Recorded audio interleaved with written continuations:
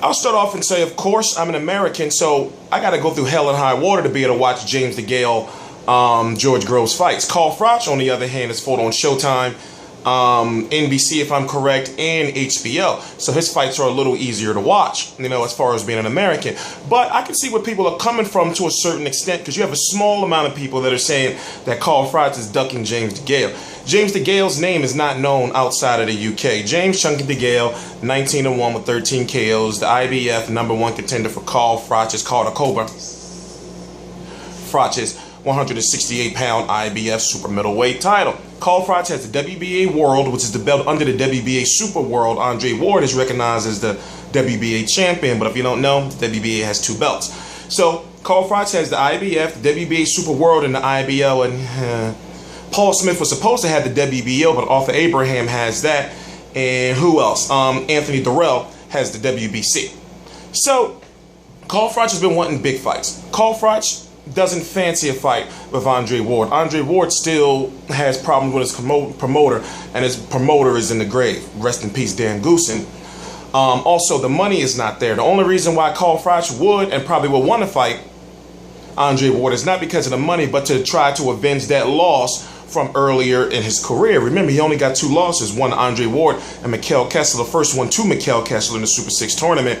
He's fought Mikhail Kessler last year, avenged that, and now he's thinking about fighting Mikhail Kessler for a 3rd time to go 2-1 in the 3-fight series. So what I'm saying to you is, let's look at Carl Froch's resume. You got 2 fights with George Groves. One of them was his last fight in May of this year, 2014. It's October the 9th, 2014 right now, where he knocked out George Groves in front of 70,000 plus people. They say 80,000, but it was like 70,000 plus people. Still, no matter what, the biggest fight of the year as far as pay-per-view buys, as far as Sky Sports box office, it went close to 1 million. And that's the stuff people don't talk about. See, people think that pay-per-view is only in the United States. You know, in my opinion, Carl Froch versus George Groves 2 is the most successful event of this year. Now, when you look at the fact that Carl Froch's #1 contender fought on that card, James DeGALE, and he's going to be fighting Marco Antonio Periban on another undercard of Tony Bellew versus Nathan Cleverly, that should tell you something right there. So it's not that Carl Froch wouldn't fight him and cannot beat him. It's just that Carl Froch is looking for bigger money fights right now, especially after fighting 2 mandatories against George Groves. So I look at it like this. You got James DeGALE. Last opponent was Brandon Gonzalez, as I said, on the undercard of Froch versus Groves. And you look at his career, who do you have there? Now, he fought Paul Smith. Paul Smith was like 29-1 at the time, if I'm correct. Then he went on to fight George Groves. And George Groves beat him in a very close decision. Depends on how you watch the fight or how you score fights. You may have had James DeGALE winning, but George Groves went on to fight Paul Smith himself, then went on Glenn Johnson, then finally ended up getting title shots against Carl Froch, 2 of them after whinging and whining for the second one. And he was stopped both times. So, you know, and he's still delirious himself. Now, I said James DeGALE and a rematch with George Groves would be good, but it would destroy them both if you have them fight right now. That's still a big fight that can happen in 2015, 2016. Now I understand where James DeGALE is coming from. He wants to get his title shot, and right now, you know, he's fighting a very credible opponent with Marco Antonio Periban, who's a Mexican, and also he needs that big Mexican name, that big young Mexican name under his belt. Credible opponents by Periban: Saki Obika, majority decision loss. You got Bottle Jack, Money Team, the Mayweather Promotions fighter, and then you got Jalen Love, who just got knocked senseless by Bad Medina or whatever dude name was. Anyway, what I'm saying is Periban is going to be a test. Chunky DeGALE, he's not exciting to me. He's a good fighter, don't get me wrong, but he's the type of fighter that it's always going to be tough for him to sell tickets as far as his fighting style is right now. You know, and also he's got a little bit of arrogance about him that what I've noticed that people just don't like him. You know, now me, like I said, I got no issues with him personally as far as watching him in the ring. I can watch his fights. For example, every single prediction I give for a fight, I'm giving a prediction on this fight. I think James DeGALE is going to win in a tough fight, in the toughest fight of his career. But guess what? He can lose because Periban can fight on the inside, and you know DeGALE likes to tie you up and try to fight in the clinch and outside of the clinch. But what's going to happen is Periban, how can I put it? Periban is relentless pressure.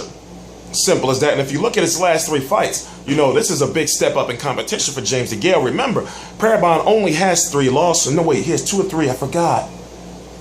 I know he lost to Saki Obika. Bado Jack, something happened with that. It might have been a draw. I don't remember. But then he lost to Jalen Love in a fight that was controversial within itself. So if you don't know who Marco Antonio Periban is, then you should go check him out. He fought on the undercard of Mayweather versus Maidana 1 against Jalen Love. And what I'm saying is this. Even though James DeGALE is the #1 contender for that IBF title, Carl Froch wants a bigger fight. And right now, Julio Cesar Chavez Jr. thinks he's a promoter. Thinks he's a free agent and doesn't have a promoter.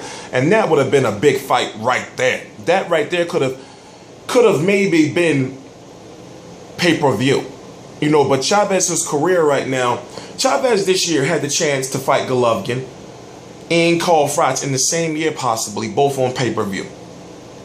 Now, how is that going to affect him later on going into his future? We don't know. Because right now he's having an issue with Bob Arum and Top Rank over the contract.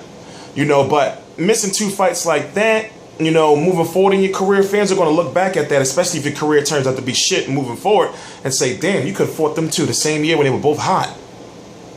So, also that potential Miguel Cotto, you know, deal out there, but we don't know, or we don't even believe, majority of people don't believe that Chavez Jr. can make that 160 pounds again. So I can see what Carl Froch wants. He fought 2 mandatories, you know, and he wants to be with his kids for this holiday season. He's going to fight again sometime in the beginning or spring of 2015. You know, now who does he want to fight? Right now it's looking like to me mostly a Mikael Kessler, or you know, maybe he can get an Anthony Durrell. He's the WBC, and Andre Durrell just beat some guy on ESPN Friday Night Fights, Wednesday Night Fights last night named Nick Brinson, and we know Carl Froch has a controversial decision over him.